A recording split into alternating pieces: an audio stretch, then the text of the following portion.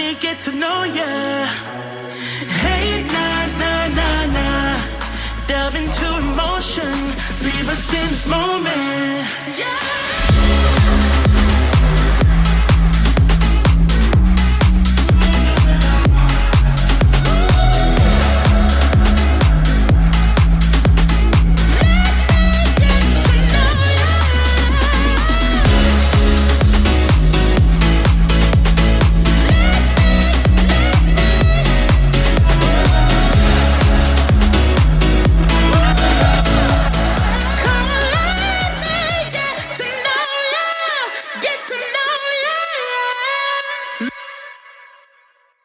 Hello, welcome to the True License Podcast, and we're doing our Getting to Know You with John Wilson. Hello, John. How are you doing? Hello. Long time no talk. I know. It feels weird being on the other side of the mic, so to speak. Usually we're the ones interviewing. Being in the hot seat for once. Yes, exactly. So I thought we would start these interviews basically about a simple getting to know you. So, who are you? What do you do for a living? Or what do you do on your spectrum? More importantly, what do you want the people out there to know about you? What I do for a living is sales and marketing. So not a big, I've been doing that for years now. I would say probably 20 something years of my life. But my joy is definitely doing things like this, doing the podcast. I never would have imagined, how many moons ago, 5-6 years ago, that I'd be doing something like this, because I've always loved art. So for me, I love writing. I love just being in arts, and I love, at one point I was doing production and being a part of that. But anything to do with art and writing and is a joy for me. So my job is sales and marketing, but my joy is definitely doing things like this and playing video games. I love playing video games. That's how Keith and I met a long time ago, playing Friday the 13th. Little did we know, as we're trying to run from Jason, trying to survive getting killed by Jason, that it would form a friendship that, he would offer this opportunity to me to be a part of the podcast, which has been such a joy in my life. Yeah,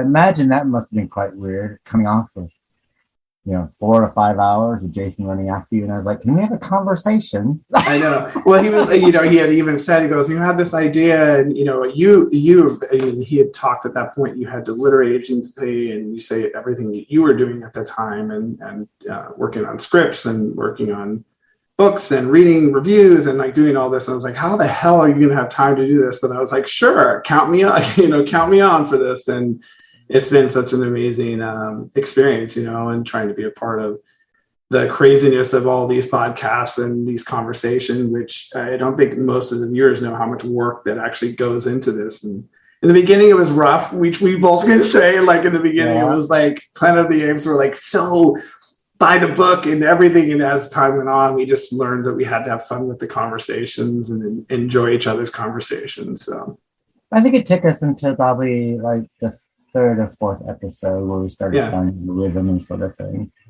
And then we figured out the wrong way to do an interview. I know. And I think it's funny because I think it was Silence of the Lambs where we just kind of were like, oh, let's just have fun with this and go with it. And yeah, the interviews were always like interesting because similar to this, there is a structure to them, but you do ultimately just have to flow with the person, and sometimes they don't flow and sometimes they do flow.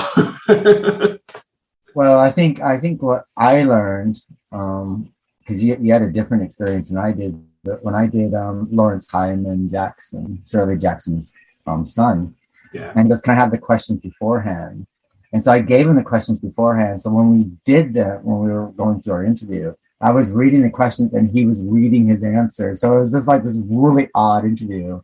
Mine was, I gave him in advance too, but I felt like it was the reluctant answers, right? And so, by the time I finished the interview, it was like a little frustrating, but you kind of make do with what you have, right? And I remember sending that to you, and you just kind of didn't even want to be there. It's like, what does happen? I think he was Christmas, wasn't it? It was a Christmas Story, and I can't remember what his attachment to that was, but I remember he had no attachment to that. He had an attachment to Second City Comedy Clubs. He wrote. That's right. Yes. Yeah, and that was a part of the nuance of the story, because the story is written more as a comedy, and like it's different. It's different from the actual movie, which where the character's giving snippets of his life, and it's very comedic. So we talked about that, but the moment when we went into like talking about other things, it kind of always got pulled in. Well, this is what I do, and this, and I'm like, great now, but can we talk about the content, right? And it kind of kept being pulled back the other direction. So it's like, it's always an experience, you know. I remember because they were just trying to get him to do like a Christmas, just to bring in a little bit of a Christmas story about his Christmases, just so we could tie it into the December. Well, I think it was like, what was the most memorable gift, right? I think it was something like that. What was the most memorable gift? And he was like, I don't know, and I was like, okay. And I'm like, you could have just said anything. You could have said, you know, a toy train, or, you know. But, you know, Rosebud the sled. I mean, it was good enough for Citizen Kane. I'm sure it's good enough for you. Exactly. Make it up. Precisely. This is kind of like, you know, work with me here. Yeah. You know, but it's always like your book, but we need to actually promote it so it actually fits in the confines of our episode. And you learn, you know, what it's interesting is you learn every single step of the way. We've learned to evolve and go with the flow of people. And I think that was my first interview. And so I was a bit nervous, because it was like, wow, I'm gonna, you know, this is gonna be something that's on our site, and I want to do it right, and I want to do it, you know, and eventually you realize it's not about doing it right. It's actually having fun with what you're discussing, and, you know, trying to nuance, you know, the questions sometimes, because now I think what I've learned from that is, okay, knowing that question wasn't answered the way I wanted it to, I could throw something in that pulls that interviewer to say something else or respond to something else, you know. I always find a good compliment gives you a lot more content. Exactly. Yeah. Yeah. It's also like, you know, sometimes it's breaking their nerves too. They're just as nervous as you. And so they never ever forget that as well. Like when someone comes to our show and they're, you know, for example, when we did Anna and the Apocalypse, I think they were all such great, but I think sometimes everyone's nervous. So we were using icebreakers in the beginning to kind of loosen people up and get people to start talking about their characters or whatever, right? And so we've learned, you know, from that point, you gotta, you know, loosen the ice a bit. Yeah. Basically, just have your bullet points. Let's cover, and then everything else doesn't matter. Just as long as you keep the conversation afloat. Yeah, exactly. Yeah. So, basically, of course, we are in the millennia, you know, 2021. And of course, everyone has a social media or website presence. So how would you, if people wanted to keep in touch with you, how would they reach you? Which would you prefer? You know, it's funny. I am on social. I am on Facebook, you know, John Wilson, on Instagram, John Wilson 76. I'm trying to actually create my own sort of channel or website, if you will, and kind of put my own content, because we talked about this before. I do write, and I have written a lot of things. I haven't published anything, and I think I just want to get my toes a little wet by creating my own website. So eventually, you know, you can follow me there on Instagram at John Wilson 76, or you can follow me on Facebook at John Wilson.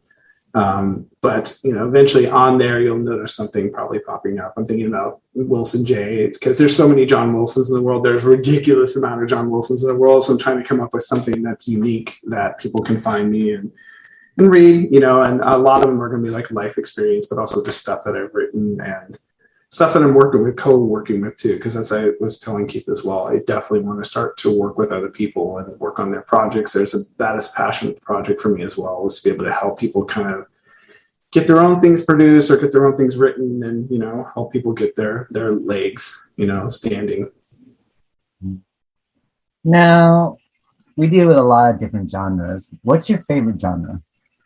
Obviously, for me, we explore everything we explore, most of it is horror, sci-fi. If I can get a combo of the two, that's amazing, because I've always, even, you know, listening to other podcasts or watching films or reading content, I've always been gravitated towards the sci-fi, you know, Stranger from Another Planets, you know. I definitely feel like as a kid, like these types of things influence me and how I view things. Is I always like the what if, you know, you can watch a drama or a comedy, it's kind of formaic. So in some ways you get to the point where you watch a romance, you know, and you're like, oh, you know what's going to happen. This person's going to do that. That's going to do that. That's going to, so it's all predictable. And I don't like predictability.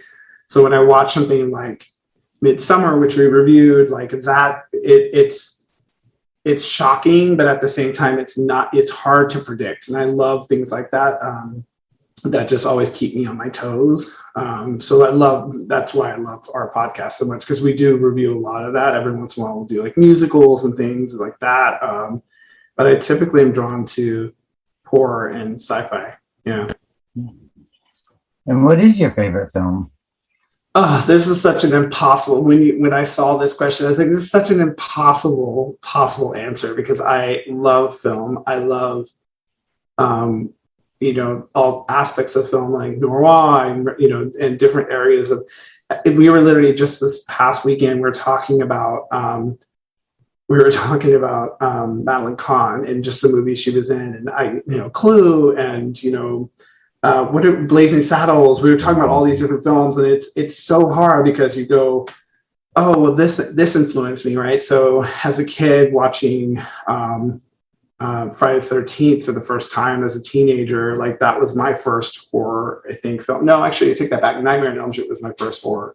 But you're always influenced by different films, so it's hard to just go, this is my favorite. It's like trying to pick your favorite child, which I know people do, but it's literally so hard, because, you know, which I'll talk about a little bit later, like, you know, my mom and I have experiences with films, and my friends have experience with films. You and I, Keith, have experience because of what we do. I think that's an amazing thing about films and storytelling, is that you just get pulled into films, and I get the joy of being able to talk about them all the time. So I can't pick a favorite. I'm sorry. No, I did scapegoat. I picked 4. I got 4 favorite films, that my 4 go-to films. So, and none of them are horror. Go figure. That is strange. Yeah. I mean, I could say, if I would say that the ones that I repeat, I definitely say I love watching, which most people don't know, Foul Play. So I remember as a kid, my mom and dad. I love Foul Play. Goldie Hawn and Chevy Chase. So good. It's like a murder mystery, comedy, dramedy. It's really funny. And most people don't know it, because it was like Goldie Hawn in her, 30s? 20s? Yeah. I just know that I want to drive on that highway and listen to Barry Manilow sing "Ready to Take a Chance Again." Yeah, ready to take. I mean, even "Beware of the Dwarf." Like, there's just, I mean, it's so good.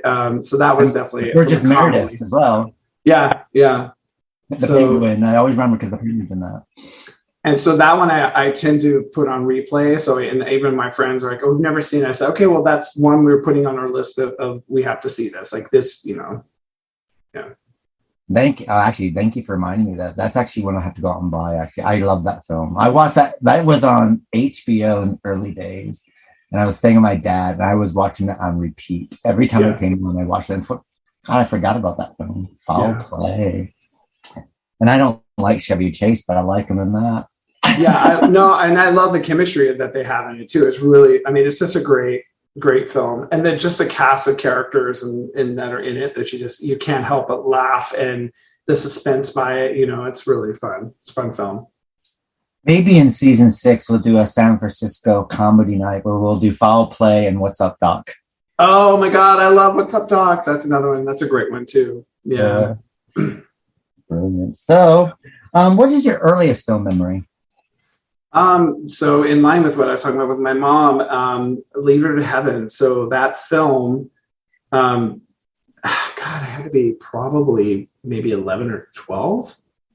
It did 2 things for me when I watched this film. It was one that was like, my mom would not watch the typical black and white films. Like, she would watch like dark, mysterious, like, you know, films. And it was like, you know, for instance, with that one, it is a story about a woman who, you know, frames her sister for her murder. And I just remember watching it going, what am I watching? And I was like so intrigued by this, because most typical black and white was, you know, Breakfast at Tiffany's, or, you know, like those types of films. My mom was like all about Eve and Whatever Happened to Baby Jane, and like some of those films. Like, she loved the macabre, you know. And the second thing I would say is like, it wasn't about the happily ever after, which I think most films always, everyone had a happy ending. So that film, it kind of has a happy ending, but it just went, as you watch it, you go, wow, it's really messed up. Like and as a kid, I was used to, films where everyone gets their joy at the end. And this was not that. Like it kind of is like a really messed up ending. And it just affected me that way. It was just like one of those films that was like, wow, not everything has to be a happy ending. And I like that. And I like that, we don't have to have everything wrapped up in a nice little package, Do you ever notice that with films that do not have that happy ending are the ones that pretty much stay ingrained in your subconscious forevermore? Oh yeah, absolutely. Like for instance, no, it's blanking on me. Where the woman becomes an addict and she's on a game show. Requiem for a Dream. Yeah, like that movie was one that just got like burned into my brain. And same with Blue Valentine. Oh my God. That is the most depressing film. I walked out going, I think I need to go watch something, or I need to pet a puppy, because this is it was like, just leaves you in a pit, Well, it's even like those two films, the what I call the Betty Davis double bill. Whatever Happened to Baby Jane and Hush Hush Sweet Charlotte. Yes, I mean, they don't have good endings at all. I mean, the other, her sister's dying, and her last words is like, "I mean, we could have been friends." It's like, bum bum bum, and Hush Hush Sweet Charlotte. Yeah. It's like, she's this tormented woman, and she gets carted off at the end, and it's just like, and none of it was her fault. It's all, bitch. Olivia de Havilland's fault. Yeah.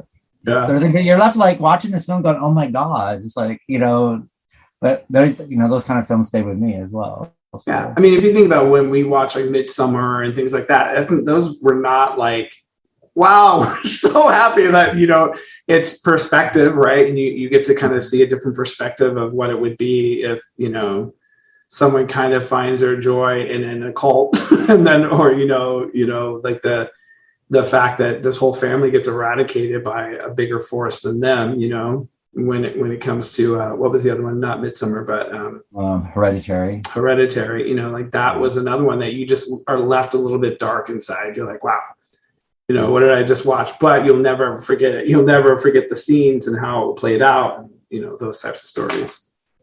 But then again, I guess with horror, is there really ever a happy ending with horror? Ever? You think about it? I mean, if you talk about like the ones with the final girls, because those are typical, right? Like, someone's going to survive, and it's usually the one that's a little bit smarter than everyone else, a little bit more cautious than everyone else. But like, yeah, for the most part, most horrors, as soon as it ends, it's followed up by a scene where the killer's still alive, still persevering. They're going to come back for you, so you survive for now, right? And so there's that, But even if the final girl survives and the killer is dead, her life's never going to be the same, is it? Oh yeah, no, never. She's going to be haunted for the rest of her life. And always looking over your shoulder, right? Because or never even probably investing in friendships, because most of them got murdered, and you're like, how do you survive that? Those types of. I'm never going to have sex or do drugs ever again. That's the only thing that saves me. Exactly. Yeah. Or they just become a nun. The next film, they're a nun. They're like, screw it. Well, finding a relationship's hard when you're normal. I mean, I don't know if you're a basket case, it must be even worse for the person. I know. Oh my God. So what is your favorite book or author? This. I think I've talked about this. I love Stephen King. I do love him. Like he definitely influenced me wanting to write. The book, The Talisman, was sort of, I think, something I read when I was 11 or 12. I just love like the story of a young boy going on this journey and flipping between worlds. So it's a mix of horror and sci-fi in that aspect, that Jack is trying to save his mother who's dying, but then he's also flipping between worlds where the other version of his mother is a queen, and she's being, basically her throne is trying to be taken from her by his uncle.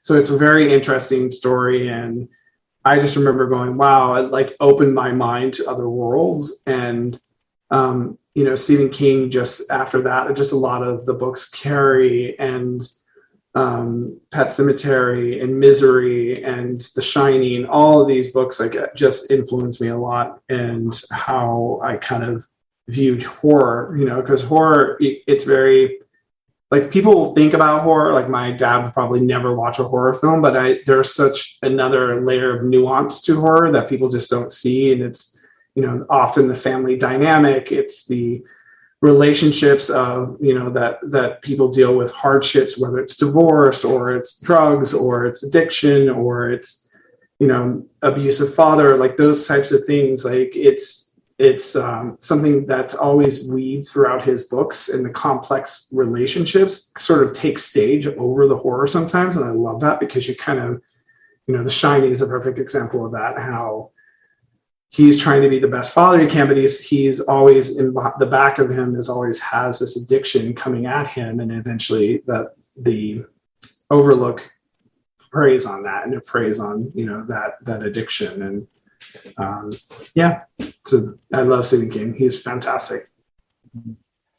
Speaking of The Talisman, did you actually read Black House, the sequel to it as well?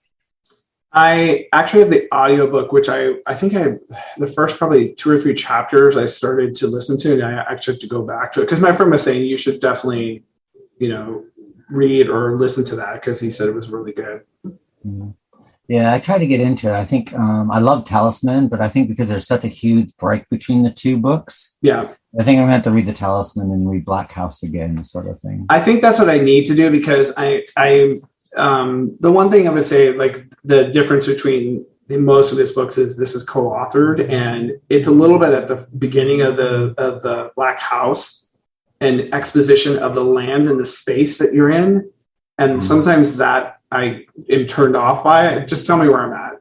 Like, I don't need to know every nuance, every house, every block, the first few chapters is all this little town and this bar and this, and then this person, and you're trying to figure out, like, why do I need to know all this? And then eventually you get into a little bit as to why, because you're trying to understand the dynamics of the town, but that can be a little bit off-putting. And so I feel like I do need to go back. I think that's the Peter Straub side of it, because we're going to be covering Ghost Story this season. Okay. And of course, we're covering the Dead Zone next week, actually. We're doing Dead Zone, the book and the film. But so it's going to be quite interesting, because what you just said, I think that must be the Peter Straub, because I remember trying to read Ghost Story. And I haven't actually read the book. I'm going to, I'll be reading it in 2 months' time. But I know that whenever I started it, there was these long passages of time and place, and gave you a lot of information. So I'm kind of wondering if that must be, and now they've just finished the Dark Zone, and Stephen King's very, very precise with his. Stephen King always reminds me of your grandfather on a rocking chair on the porch, and he's going to tell you a story, and he blows you into this story sort of thing. And it's all about characterizations, and it's all about the way they talk to each other.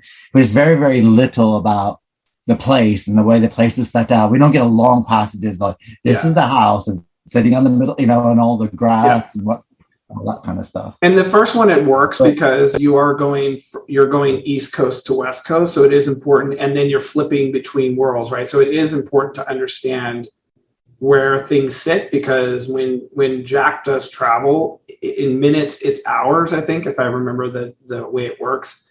So it's important for you to, like, imagine going on a road trip. You can kind of scale in how long it's going to take him to get all the way to the West Coast by when he flips over.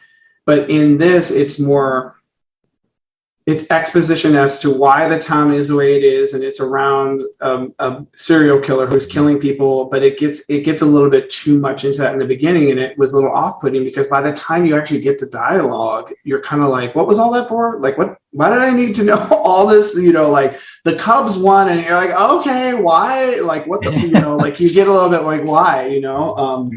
But I definitely think, King only uses it if it's necessary, meaning Overlook. You give a very detailed review of it, because the Overlook is an actual character, right? And so you have to build out the immensity and the gravity of its, like, sinking well. And he does a fantastic job with that. Christine is a car, but it is a character, right? So unless it's like a place is a character, then you're going to kind of do that. Because imagine if he did that with The Stand. Oh my God, you would shoot yourself. Because The Stand is a lot of this character, then they're here and then that. But imagine each time going back to the character and describing everything, where the character's at, why they're there, like, you know, and it's like, okay, but now you're giving, the street looks like this building looks like that, and you're like, okay, I would shoot myself, you know. Yeah. See, I think that after spending a whole year doing the classic novels, that I'll probably be ready for Ghost Story now, because I've learned to go through a lot of pointless narrative. Or description, right? Narrative is one thing, but like description and it's like describe. And it's funny going through writing classes, and there are some professors that wanted me to do that, and there are other professors like less is more, right? So you know, don't tell me, show me, right? It's that sort of mentality of, you don't need to give the sweeping views unless there's a reason for that, right? Like, let's just stay focused on the character. Imagine the cameras moving in on those characters. They don't need to see the whole purview of the land. They just need to focus there. Other writers would say different, right? No, I need to know what shore they're on, where they're standing, what time of day is it, what is the water, or what does the ocean feel like? You know, how cold is it? And you're like, why do I fucking, you know, and you get a little bit like frustrated, but that's how you're taught sometimes too. So I also give a little bit of room for that, because it is sort of, that's the style. And some people love that. Some people want to know exactly what that scene looks and feels like so they can be in that scene. I don't need as much. I'm pretty much, you could say one thing, you know, like one of his stories starts off with is a diary entry where it is a short story about a man who kills his wife. And it's very, you know, anyone who reads this day, I killed my wife. That to me, it was like, I don't need to know what the farm looks like. I don't need to know what anything else looks like. That is like, you got me. You pulled me in, you know. Well, I know about, you know, overdescriptiveness. I did do Moby Dick this time, where we had 120 pages of what it means to whale. What whaling is, what kind of ship it is, what kind of harpoon, wow, you know, how many centimeters the point is. Yeah. I think it's also a different style of writing for that time, right? Because we've read a few books that were like that too. I'm trying to remember one of the other ones we read that was similar. Turning of the Screw. Turning the Screw is like that. Yeah. Turning the Screw is because you're, again, trying to paint a picture of the landscape of what this property is and where everyone is. And it was like a lot of, okay, can we just get to where they're at right now, and, you know, what's going on and why this is happening, you know? Well, I think like before the advent of television and documentaries in the world that we're living in now, I can understand why you would need that, because people weren't familiar with what was going on beyond their own village. But I think nowadays, everyone's pretty much aware. I mean, I could sit there and go, you know, say something like Johannesburg, South Africa. And I probably don't need to go into a lot of detail now, because most people already have an idea. You know what I mean? Yeah. Where back in the day, it makes a lot more sense, because, you know, you didn't know, you know, you had no idea. So you need this long descriptive. Well, and it's also like creating a semblance of social dynamics too. So if you have, like, for instance, someone in their home, they have all these trinkets, right? And there's all these things. And the more you create you paint the canvas of opulence, right? So you now know this is a very well-to-do family. Whereas now you could say, oh, this family lives in the Hamptons. That enough. You're like, okay, you know, opulence, right? And you could even say geographically, East Hamptons, West Hamptons, right? And you would know, okay, you know what type of, what their stature is in their living. But back then you would have to create how poor someone was or how rich someone was, because that was part of the dynamics of the story too. The young pauper falls for the prince, right? And then, so you have to show the level of the dynamics, you know. Totally agree. So season 5 is coming on to us very, very quickly. What episode are you looking more forward to? I'm actually looking forward to the entire season, because, you know, as you know, Keith always gives us the lineup of everything. I'm definitely going to be the part of the 2-for-1s. I've seen some of these films. I haven't seen a lot of these films. And I'm actually looking forward to dipping my toes into, you know, the 80s horror completely, because I think I was more 90s current horror. And, like, as I was going through the list, like Scanners, Night of the Demons, The Fog, The Uninvited, like all those I've seen, but there's a lot of them I have not seen. So I get excited for that, because, you could re-review something and it might even change your perception of when you first viewed it. And we've talked about that before, how much you love a film. And then sometimes when you watch it now, you're like, oh, it seems a little hokey now. You know, when you first watch it, you're like, oh, this is amazing. So a lot of these are going to be my first watch. So I can't wait to kind of, like I said, expand myself on some of these films that I haven't seen, you know. The only one I'm dreading is Videodrome. So. Videodrome. Who picked that? You? Yeah, I did. I mean, I put the 80s list together, sort of thing. It was very difficult to do the 80s list because we got some stuff that we're planning for doing it with the podcast as far as like franchises and episodes around those in seasons, you know, later seasons. So I had to find stuff that was not part of franchises whatsoever. And because of David Cronenberg doing Dead Zone, I figured, well, we might as well cover 2 Cronenberg films. So I've seen Videodrome, but it disturbs me. It makes me feel ill and queasy and disturbs me. So great. Yay. Yeah. Well, I'll put this on my list of Requiem for a Dream. Like, I probably will never watch that film again for that same reason. It just made me like disturbed. It just hit me the wrong way. Yeah, so I'm interested to see how it affects me. Because when I saw it at the movie theater, I felt sick. I couldn't bear to watch it again. But I thought, well, let's put it on the list, force myself to watch it and see how I feel from a teenager looking at it now as a middle-aged adult. Well, I mean, also, I think now because we've seen so many other things that I forget what film we watched that I think normally if I would have saw it that maybe it's toxic and just the way that the effects of, you know, I'm not much for gore.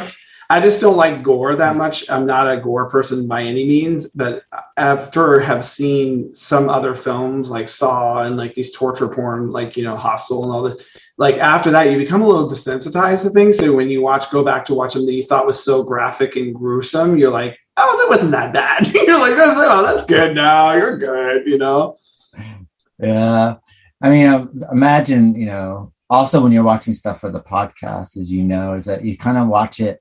It's different than just watching a film. You're kind of watching it and you're actually studying it at the same time. So you start it because you know you're going to be talking about it. It's kind of odd. Yeah. So what do you like about podcasting now that you've been doing it going into your 5th year? You know, it's funny. In the beginning, I was so nervous because it was about trying to do it right. And like going back to Planet of the Apes, I was so nervous because I just didn't want to sound like a complete idiot. And I think what I love about the podcast is our spontaneity and how we are, though we have a formula and we always have a run of show, if you will, we hardly ever, I mean, we don't now at this point, we don't really follow it. I know you do because Keith has to, because of timing perspective, has to look at, oh yeah, I hit all the marks, or where we put, you know, certain things inside the podcast that he has to later edit on. But I love that we kind of flow off of each other, and it is the level of when we talk about certain things, our perceptions, right? How we perceive things versus how, you know, how I perceive versus you versus Vicky or whoever, right? It gives me a new view that I wouldn't have thought about, right? And so there are times when we discuss things, I'm like, oh, and I'll go back and after the podcast and I'll ponder on that a little bit and like maybe rewatch something and go, I did not see that, or I did not. So I love that aspect of it. And I love that we're able to kind of share that with our audience because it just allows us to kind of have fun with it. Right. And that's the point of all this, is really just to kind of get people to kind of see different perspectives on a film and get people to be interested in films and watch them. You know, this is a couple of 2 things that I love, which is literature and film. And, you know, there's a lot of people out there that either like one or the other or both. Right. And it definitely is. We sometimes go sideways in the conversation, but we always come back to where we need to be, because we end up, that's how fun we end up having, you know. And do you have a favorite quote or saying? For the longest time, I used to always live by live, laugh, or love. You know, it was just something my mom would always say. Like when things get tough, things get hard, ultimately it's just, you know, just going out, having fun, living life, enjoying life, loving the things that you love. And you don't have to just love one thing. You can love many things. But lately it's been oddly and interesting, similarly entwined with the word love. It was on WandaVision. but what is grief but love, enduring? And I just think that's such an amazing thing. This last year and a half has been very difficult for a lot of people, and people, a lot of people have suffered loss. But knowing that grief is just love enduring is such a beautiful thing. And I actually said that to my dad, my papa, when I went to go see him, that, the love that you feel towards your wife who's no longer with you, it's just love enduring, and that's a very powerful thing when you think about it. And do you have any special message for our fans about anything that's changed your life? It wasn't, I don't think I really received many messages. I think the one time Vicki had mentioned someone saying they missed me, and that was like, it was an amazing thing to feel that someone A, hears me and knows, I'm a part of this, and B, it was really hard, because I think in the first 2 seasons, I was always very present as much as I possibly could be. And then one point, season 3, I had to talk to Keith and say, I have some personal things going on and with my family, and I have, just life choices that I had to make. And I had to kind of take a step back and reevaluate the time I was putting into things, because it was very difficult with work and trying to always be present here and not in other aspects of my life. And it was difficult, but it was also lovely to hear that people miss me, and it was nice to hear that, from a fan. And I always try to be present. And as Keith knows, it is a juggle. And I tell everyone, have balance in your life. I don't know how Keith does half the things he does, because he is always juggling 15 balls up in the air. He's literally just tossing and going.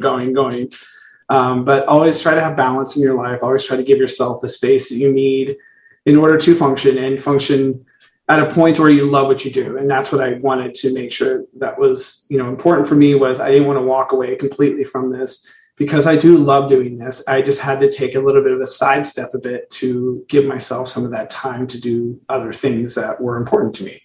So, again, yeah, it's creating balance, finding balance, and, thanking the listeners for being here and for showing up, and to please give us more feedback. Please give us more comments on what you want to hear, what works and what doesn't for you. But, definitely we love hearing from you. And when your time has passed on this blue marble that we're spinning around on, what do you want to best be remembered for?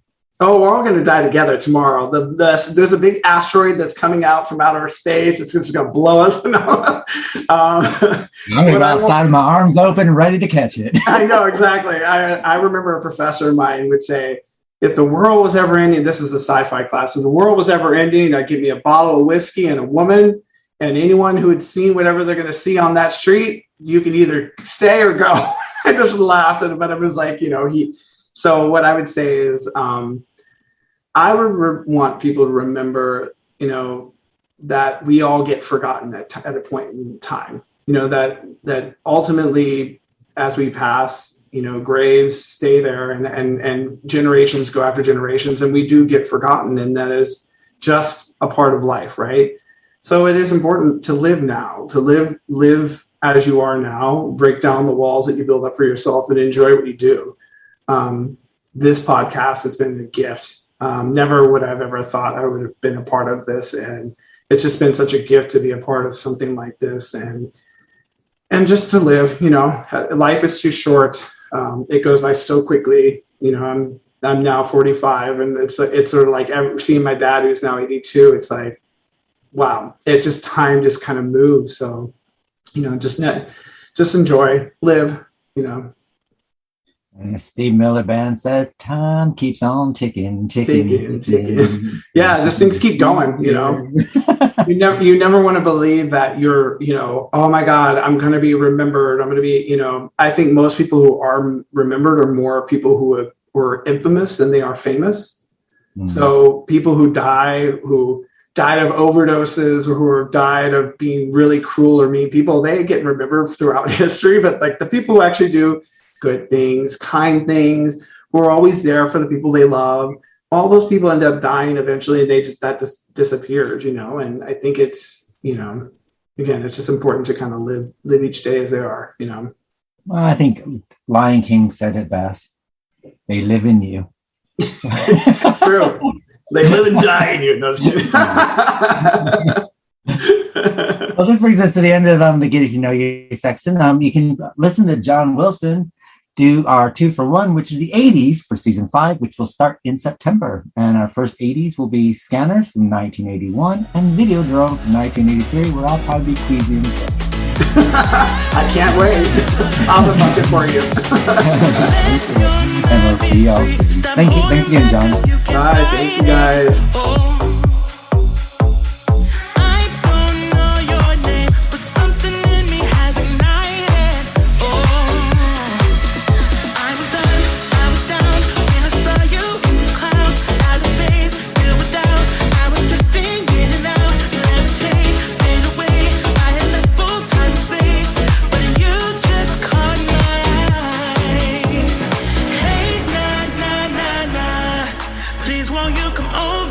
Let me get to know ya.